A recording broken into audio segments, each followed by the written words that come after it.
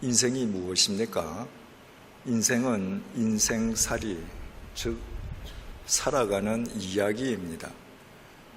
그래서 오늘도 우리는 여기 오기 전에 오늘 하루 동안에 우리 삶의 현장에서 인생이라는 이야기책을 읽다가 왔습니다.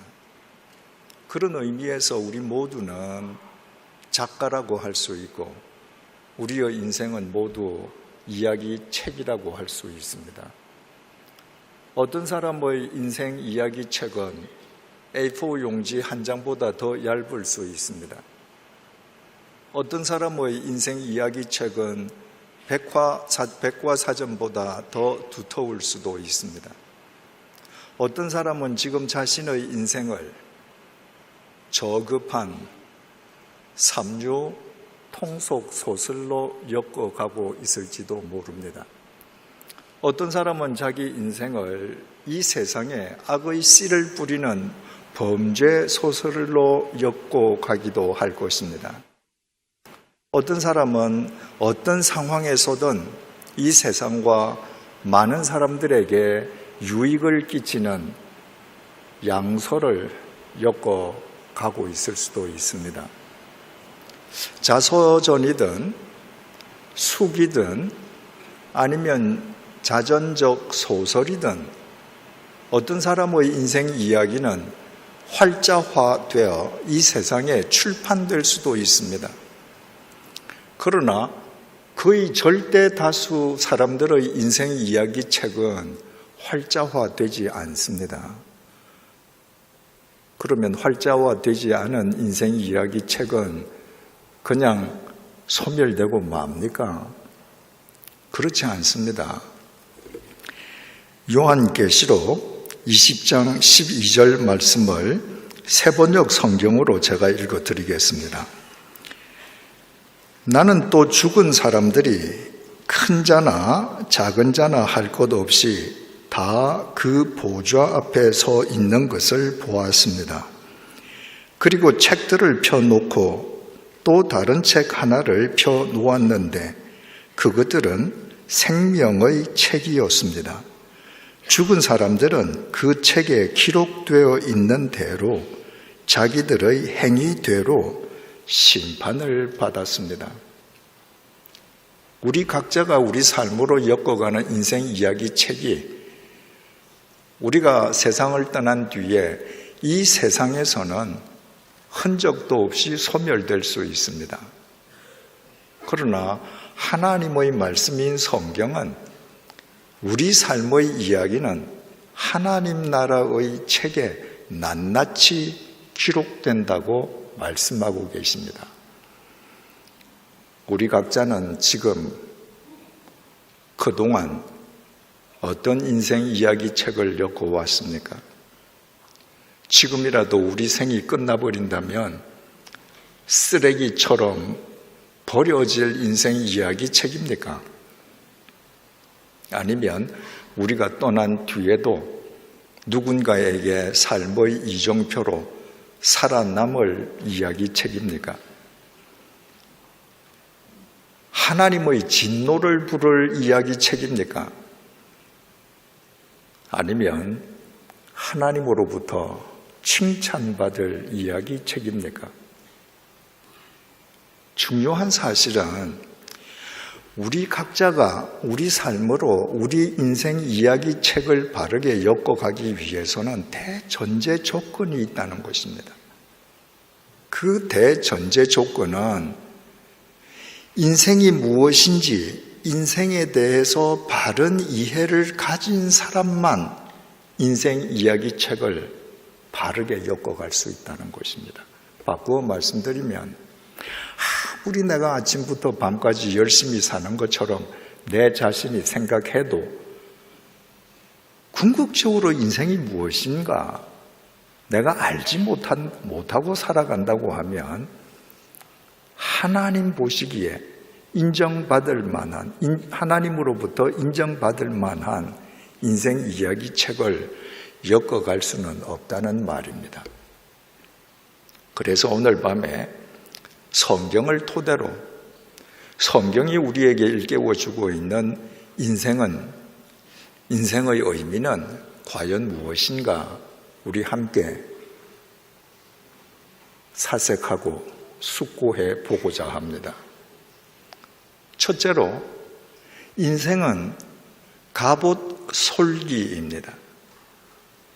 갑옷은 적군의 창검 혹은 활로부터 자기 자신을 보호하기 위해서 군인이 입는 옷입니다. 그러나 모든 군인들이 다 똑같은 갑옷을 입는 것은 아닙니다. 계급에 따라서 갑옷이 달라집니다. 계급이 높아질수록 갑옷의 재질과 공법이 더 견고해집니다. 어떤 나라이든 한 나라에서 가장 견고하고 강한 갑옷은 왕이 입는 갑옷입니다. 왕의 갑옷은 그 나라에서 갑옷을 만드는 최고의 장인이 만들어냅니다. 만들어내는 것으로 끝나지 않습니다. 왕이 입는 갑옷을 만들어내는 장인은 갑옷을 다 만든 뒤에 왕이 보는 앞에서 반드시 시연을 해야 합니다. 자기가 갑옷을 입고 창에 찔려 봐야 합니다. 칼을 맞아 봐야 합니다. 화살을 맞아 봐야 합니다. 그때 자신이 만든 갑옷이 창이나 활이나 검에 뚫리면 자기가 죽는 겁니다. 생명을 걸고 만들지 않을 수 없습니다. 그 갑옷의 솔기는 갑옷의 조각과 조각을 잇대어서 철사나 가죽끈으로 연결한 부분을 솔기라고 합니다. 갑옷을 금속으로 만들든지 아니면 가죽으로 만들든지 갑옷을 한 덩어리로만 만들 수 없습니다. 가령 왕의 갑옷을 쇠붙이 한 덩어리로 만들었다. 입지도 벗지도 못합니다. 그러므로 입고 벗기에 편하도록 입고서도 얼마든지 손을 마음대로 팔을 마음대로 움직일 수 있도록 갑옷은 금속이든 가죽이든 몇 조각을 붙여서 만듭니다. 그 조각과 조각을 연결한 부분이 솔기인데 말하자면 솔기는 견고하기 짝이 없는 갑옷에서 가장 연약한 취약한 부분입니다. 쉽게 말하자면 갑옷의 아킬레스건이 바로 갑옷 솔기입니다. 여러분, 인생은 한 나라에서 가장 강하고 견고한 갑옷이 아닙니다. 인생은 갑옷이 아니라 그 갑옷에서 가장 취약한 부분, 그 갑옷의 아킬레스건인 갑옷 솔기입니다. 이것이 성경이 우리에게 일깨워 주는 것입니다. 이스라엘 북왕국에서 가장 패역한 왕은 아합 왕이었습니다. 우상을 섬기는 이방 여인 이세벨을 왕비로 맞아들인 뒤에 그 이세벨의 계략에 빠져버렸습니다. 그녀의 계략을 따라서 선량하기 짝이 없는 나보옷이라고 하는 사람을 모함해서 죽이고 그 포도원을 강탈하는 패역 무도한 짓을 했습니다. 하나님께서 그 아합 왕의 패역함을 못 보시겠습니까? 그 유명한 엘리야 선지자를 하나님께서 아합에게 보내셨습니다. 열왕기상 21장 18절에서 19절입니다.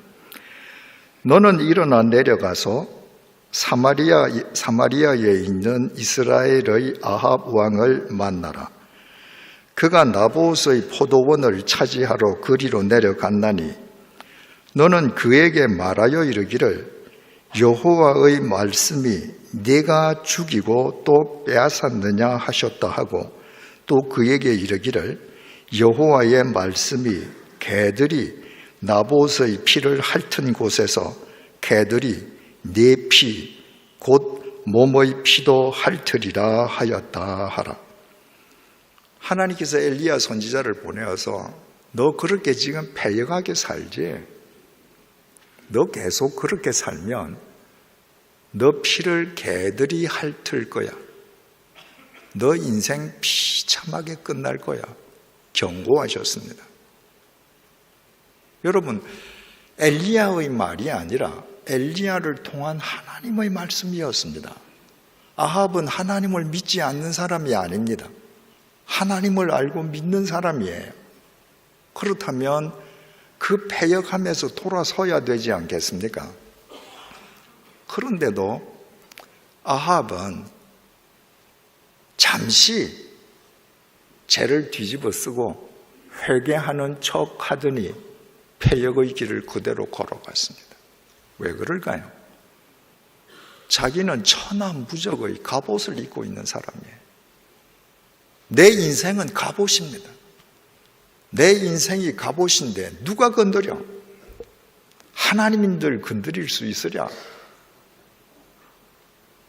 그 아합이 유다 남왕국의 여호사밧 왕과 길르앗 라못에서 아람 왕과 전투를 벌이게 되었습니다. 아람 왕이 자기 시하 32명의 장군들에게 명령을 내렸습니다. 얘들아, 다른 장군이나 다른 오합지졸들을 상대하려 하지 말고 너희들 32명은 힘을 합쳐서 아합 왕만 공격해라. 아합이 그 첩보를 들었습니다. 전해 들었습니다. 그래서 아합 왕은 막상 전투가 벌어지는데 상대방 32명의 장수가 왕인 자기만 집중 공격한다고 하니까 자기 전차 병거에서 왕의 휘장을 떼었습니다. 그리고 멀리서도 왕임을 알아볼 수 있는 왕의 투구도 벗었습니다. 일반 병사의 투구를 썼습니다. 그리고 전장으로 뛰어 들어갔습니다. 왕의 투구도 아니고 일반 병사의 투구를 쓰고 자기 전차에서 왕의 휘장을 띄었다고 하는 것은 적국의 장수도 알아보기 힘들지만 자기가 위급한 일을 당했을 때 자기 편 장수도 자기를 알아보기가 어렵다는 말입니다. 그런데도 그렇게 하고 지금 적진으로 뛰어들어갑니다. 왜? 나는 천하무적의 갑옷을 입고 있거든.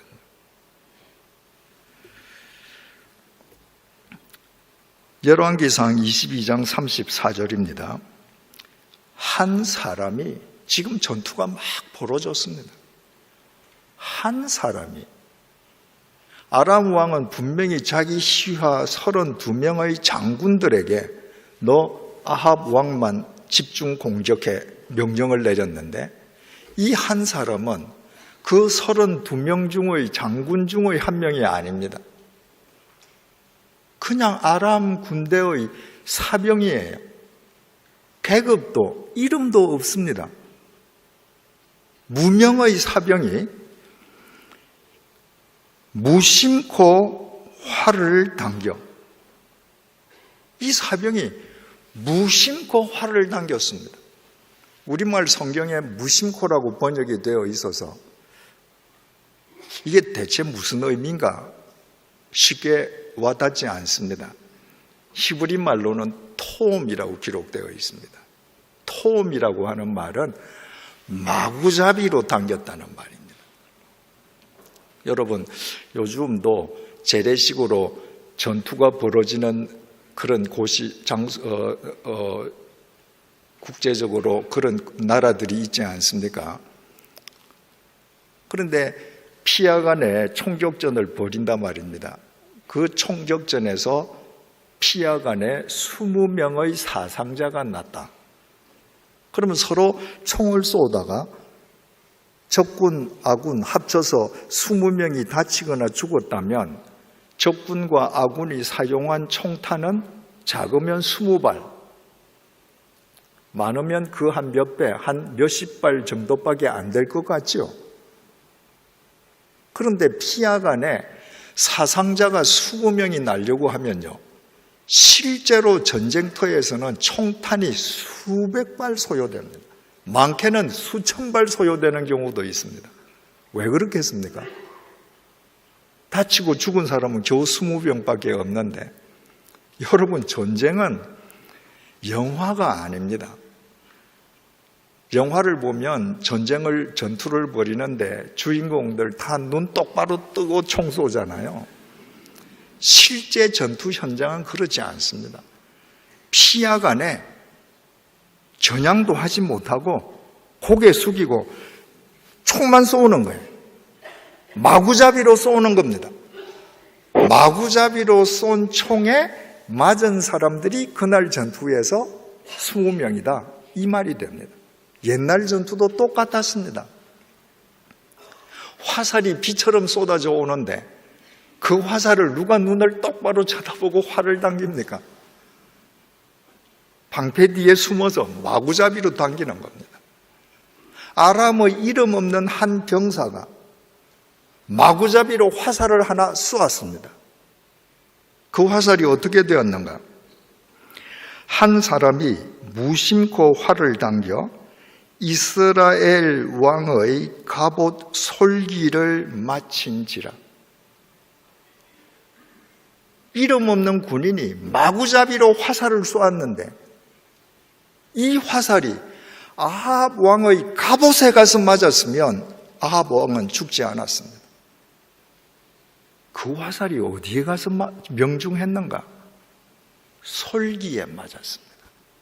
갑옷과 갑옷 사이에 이연 부분에 맞았습니다. 가장 취약한 부분에 화살이 명중해서 들어간 겁니다. 그 솔기를 뚫고 화살이 아합의 가슴팍에 꽂혔습니다. 여러분, 세계에서 가장 명사수가 멀리 갑옷을 입고 있는 사람의 솔기를 겨냥해서 맞추려고 하면 맞출 수 있겠습니까? 그런데 아합은 천하무적의 왕의 갑옷을 입고 날아오는 화살이 솔기에 맞아서 가슴팍에 화살을 맞게 되었습니다. 왕이 그 병거 오는 자에게 이르되 내가 부상하였으니 내 손을 돌려 내가 전쟁터에서 나가게 하라 하였으나 35절입니다. 이날에 전쟁이 맹렬하였으므로 왕이 병거 가운데 붙들려 서서 아람 사람을 막다가 저녁에 이르러 죽었는데 상처의 피가 흘러 병거 바닥에 고였더라. 36절에서 37절입니다.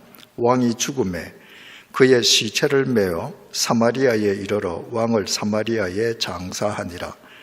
그 병거를 사마리아의 못에서 씻음에 개들이 그의 피를 핥았으니 여호와께서 하신 말씀과 같이 되었더라. 거기는 창기들이 목욕하는 곳이었더라.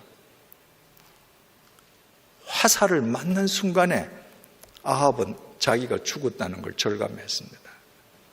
그래서 자기 곁에 있는 병사에게 빨리 나를 피신시키라고 했는데 너무 적진 깊숙이 들어가서 피신시킬 수 없었습니다. 죽었습니다. 장사를 치렀습니다. 그런데 그의 피가 그가 타고 있던 전차에 흥건히 젖을 정도로 흘러 있었습니다.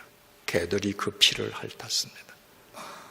여러분, 아합이 만약 자기 인생이 갑옷 솔기라는 사실을 알았더라면,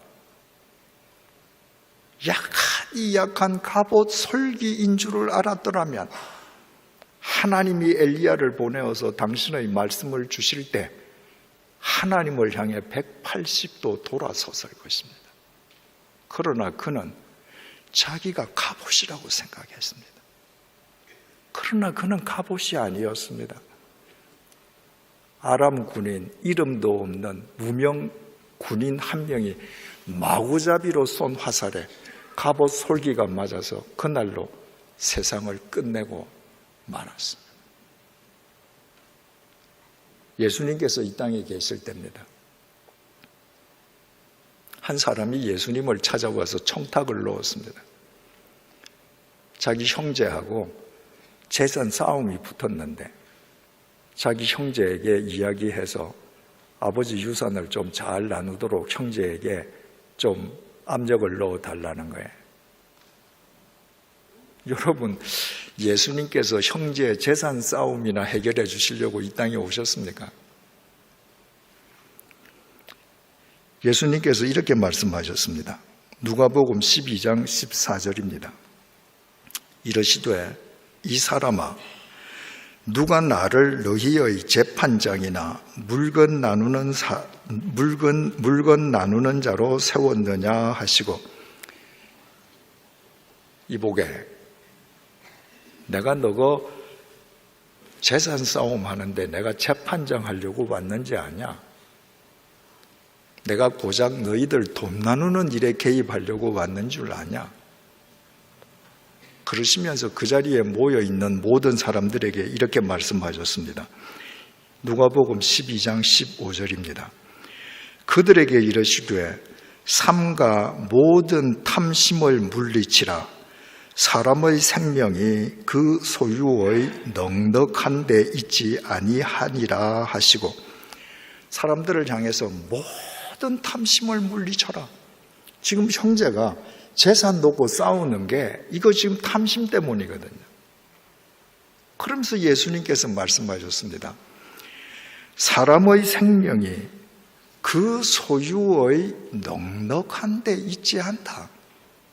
여러분, 넉넉하다는 우리말은 참 좋은 말입니다. 아주 따뜻한 말이에요. 넉넉하다고 하면 여유가 있다는 말 아닙니까? 넉넉한 마음, 넉넉한 사고, 넉넉한 삶에서 모든 나눔이 나오지 않습니까? 이 굉장히 좋은 단어인데 예수님께서 사용하신 단어는 이렇게 따뜻한 단어가 아닙니다. 우리말 성경으로 사람의 생명이 그 소유의 넉넉한데, 넉넉하다는 의미로 번역된 헬라어 동사 페리슈오는 넉넉하다는 의미가 아니라 과잉으로 철철철 흘러 넘치는 상태를 의미합니다. 예수님께서 이렇게 말씀하시는 거예요. 인간의 생명이 그 소유가 과잉으로 철철철 흘러 넘친다고 그 생명이 강해지는 거 아니다. 이렇게 말씀하신 거예요. 여러분, 한 30-40년 전만 해도 부모의 유산을 놓고 형제들이 싸우면 말입니다. 행여라도 남이 알까 쉬쉬하면서 싸웠습니다. 요즘 그러나요? 아닙니다. 공개적으로 싸웁니다. 형 친구들은 형 편 들고요. 동생 친구들은 동생을 위해서 기도해 줍니다. 근데 여러분, 이 예수님의 말씀을 잘 놓고 생각해 보세요. 아버지의 유산을 놓고 형제들이 철천지 원수가 되어서 싸우는 그 사람들이 먹을 것이 없어서 생존 때문에 싸웁니까? 아닙니다. 아버지가 남긴 유산을 놓고 지금 콩 한 조각을 서로 나누어 먹어야 하는 생존에 직면한 사람들은 아버지 유산 놓고 싸우지 않습니다. 그들은 오손도손 살아갑니다. 아버지 유산 놓고 싸우는 사람들은 이미 자기 재산이 있는데 자기 재산 더 과잉으로 철철철철 흘러 넘치게 하려고 싸웁니다. 왜 그렇게 싸워요? 형제가 원수되면서. 재산이 철철철철 흘러 넘치는 만큼 내 인생은 더 견고한 갑옷이 될 것이라고 착각하는 겁니다. 예수님께서 인간의 생명이 그 소유의 넉넉함에 있지 않다라고 말씀하시고 곧 이어서 그 유명한 어리석은 부자의 비유를 말씀하셨습니다. 누가복음 12장 16절에서 21절을 제가 읽겠습니다. 또 비유로 그들에게 말하여 이르시되 한 부자가 그 밭에 소출이 풍성하매 심중에 생각하여 이르되 내가 곡식 쌓아 둘 곳이 없으니 어찌할까 하고 또 이르되 내가 이렇게 하리라 내 곡간을 헐고 더 크게 짓고 내 모든 곡식과 물건을 거기 쌓아 두리라. 또 내가 내 영혼에게 이르되 영혼아 여러 해 쓸 물건을 많이 쌓아 두었으니 평안히 쉬고 먹고 마시고 즐거워하자 하리라 하되 하나님은 이르시되 어리석은 자여 오늘 밤에 내 영혼을 도로 찾으리니 그러면 내 준비한 것이 누구의 것이 되겠느냐 하셨으니 자기를 위하여 재물을 쌓아두고 하나님께 대하여 부요하지 못한 자가 이와 같으니라. 이 부자는 수년 동안 풍년이 들어서 많은 소출을 지금 곳간에 산더미처럼 쌓아두었습니다. 올해 또 풍년입니다. 그걸 어디로 흘려보낼 생각을 하지 않았습니다. 곳간을 더 크게 짓고 더 많이 쌓아둘 것을 생각했습니다. 그리고 이제 내가 재산을 산더미처럼 여러 해 먹을 것을 쌓아두었으니 이제 내 영혼이 즐겁게 먹고 마시자 천년만년 살 줄 알았습니다. 자기 곳간에 쌓은 재산이 많기 때문에 자기 인생은 갑옷이라고 생각했습니다. 그런데 하나님께서는 바로 그날 밤에 그의 생명을 데리고 가셨습니다. 그는 갑옷 솔기였습니다. 그가 만약에 자기 인생이 갑옷 솔기인 줄 알았더라면 곳간을 더 크게 짓고 소유를 더 많이 쌓아두기보다 그것을 흘려보내는 통로가 되었을 것입니다. 시편 33편 16절입니다. 많은 군대로 구원 얻은 왕이 없으며 여러분 많은 군대가 있다고 하면 그 군대로 왕은 구원을 얻어야 되지 않겠습니까? 근데 구원받은 왕이 없다는 것입니다. 알렉산더 대왕이 얼마나 위대한 대왕입니까? 발칸반도 마게도니아에서 시작해서 지중해 세계를 석권하고 페르시아 제국, 지금 이란을 거쳐서 인도 북부까지 거대한 헬라 제국을 만들었습니다. 그의 군대는 가는 데마다 연전, 연승, 천하무적이었습니다. 당시 세계에서 가장 강력한 군대를 갖고 있었습니다. 그런데 알렉산더는 33살에 죽었습니다. 왜 죽었죠? 열병으로 죽었습니다. 그 몸에 침투한 열병 바이러스를 그가 그토록 자랑하던 천하무적의 군대가 막아주지 못했습니다. 그 인생은 갑옷 솔기에 지나지 않았기 때문입니다. 많은 군대로 구원 얻은 왕이 없으며 용사가 힘이 세어도 스스로 구원하지 못하는도다. 용사가 몸집이 크고 힘이 세면 스스로 구원하는가? 못한다. 골리앗은 키가 2m 73.5입니다. 누가 이기겠습니까? 그런데 자기 자신을 구원하지 못했습니다. 오히려 골리앗이 거인인 만큼 다윗에게는 더 마치기 좋은 표적이었습니다. 돌멩이 하나에 그 인생이 끝났습니다. 골리앗도 갑옷 솔기였습니다. 여러분, 돈을 좀 갖고 계십니까? 권력을 좀 갖고 계십니까? 재물을 산더미만큼 쌓아두셨습니까? 그러나 잊지 마십시오. 여러분들이 세상의 것을 아무리 많이 지니고 있다고 해도 여러분의 인생은 갑옷이 아니라 갑옷 솔기에 지나지 않습니다. 이 사실을 깨닫는다면 경제적이든 육체적이든 어떤 의미에서든 내가 지금 고난을 당하고 내가 지금 괴로움을 당하고 내가 지금 아픔을 당하는 문제가 있다면 그 문제야말로 내가 갑옷이라고 착각하지 않고 겸손하게 갑옷 솔기임을 늘 기억하면서 살게 해주시려는 주님의 은혜임을 알게 됩니다.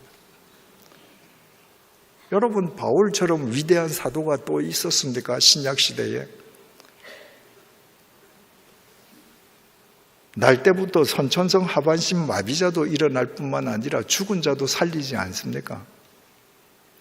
그를 통해 복음이 지중해 세계로 퍼져나가지 않습니까? 주님께서 그 바울을 얼마나 사랑하셨으면 그렇게 사용하셨겠습니까? 주님께서 그토록 사랑하신다면 바울이 강철 같은 육체와 건강을 지니게 해주셔야 되지 않습니까? 그러나 바울은 죽을 때까지 지병에 시달렸습니다. 바울이 자기의 병이 떠나가게 해달라고 주님께 3번을 간절히 기도했습니다. 그 3번의 기도가 한 달씩 작정하고 3번 기도했는지 일주일씩 금식 기도를 3번 했는지 그건 우리가 알지 못합니다. 그러나 바울인 만큼 정말 주님 앞에 진액을 짜가면서 기도했을 것임은 분명히 알 수 있습니다. 그런데 주님께서 안 고쳐주셨습니다. 바울이 하나님 내가 당신을 위해서 이렇게 충성하는데 이 기도도 안 들어주시나요? 원망하지 않았습니다. 3번에 걸친 자기의 기도가 응답되지 아니할 때 바울은 도리어 주님께 이렇게 감사하며 기도합니다. 고린도후서 12장 9절에서 10절 말씀을 공동번역으로 읽어드리겠습니다. 그러나 주님께서는 너는 이미 내 은총을 충분히 받았다. 내 권능은 약한 자 안에서 완전히 드러난다 하고 번번이 말씀하셨습니다. 그래서 나는 그리스도의 권능이 내게 머무르도록 하려고 더없이 기쁜 마음으로 나의 약점을 자랑하려고 합니다. 나는 그리스도를 위해서 약해지는 것을 만족하게 여기며 모욕과 빈곤과 박해와 곤궁을 달게 받습니다. 그것은 내가 약해졌을 때 오히려 나는 강하기 때문입니다. 바울은 일평생 지병을 지니고 살았기 때문에 단 한 번도 자기가 갑옷이라는 착각을 하지 않았습니다. 자기는 갑옷 솔기에 지나지 않음을 매일매일 고백하고 자기가 갑옷 솔기에 지나지 않기 때문에 겸손하게 주님의 도우심만을 구하면서 살아가는 바울이 될 수 있었습니다. 그때 주님께서 그 바울의 삶 속에서 강하게 역사하셨습니다. 그래서 바울이 내가 가장 약할 때 내가 가장 강하다, 내가 갑옷 솔기임을 알고 주님에게만 의지할 때 주님의 강하신 역사가 내 삶 속에서 늘 충만하게 나타났다. 그 의미 아니겠습니까? 제게는 생일이 2개가 있습니다. 하나는 제가 제 부모님 몸으로부터 태어난 날이 제 생일입니다. 2번째 생일은 2013년도 4월 29일입니다. 그날이 암 선고를 받은 날입니다. 제가 조직 검사를 하고 나서 병원에 가서 결과를 통보받기 전에 먼저 전화로 통보를 받았습니다. 제가 전화를 통보를 받고 제게 통보해 주시는 그분에게 제가 드린 첫 번째 말씀이 감사합니다 였습니다. 저는 늘 궁금했습니다. 저처럼 허랑방탕하게 술독에 빠져 있던 사람을 주님께서 핀셋으로 불러내시고 주님께서 당신의 도구로 써주셨습니다. 저는 10년 동안 주님의 교회에서 여러분들과 목회하면서 주님께서 얼마나 아름다운 일들을 많이 행해 주셨는지 알고 있습니다. 제 능력으로 된 것 하나도 없습니다. 전부 주님께서 하신 일입니다. 제 실력 이상으로 주님께서 사용해 주셨습니다. 그래서 제 인생 말년이 되면 주님께서 나를 어떻게 사용하시려나 저는 좀 늘 궁금한 마음을 갖고 있었습니다.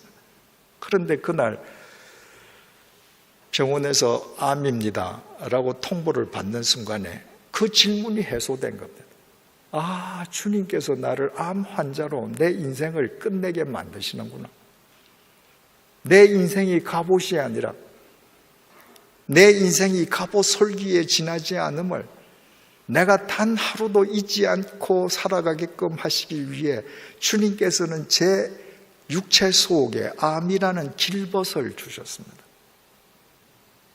그래서 저는 매일매일 주님의 도우심을 구하면서 살아갈 수밖에 없습니다. 그 두 번째 생일날 2013년 4월 29일부터 오늘이 2255일째 되는 날입니다. 6년 2개월 4일째 되는 날입니다. 그 매일매일 주님의 은혜가 새롭습니다. 사랑하는 교우 여러분, 지금 어떤 문제 때문에 괴로워하고 계십니까? 문제가 해결될 기미가 보이지 않습니까? 감사하십시오.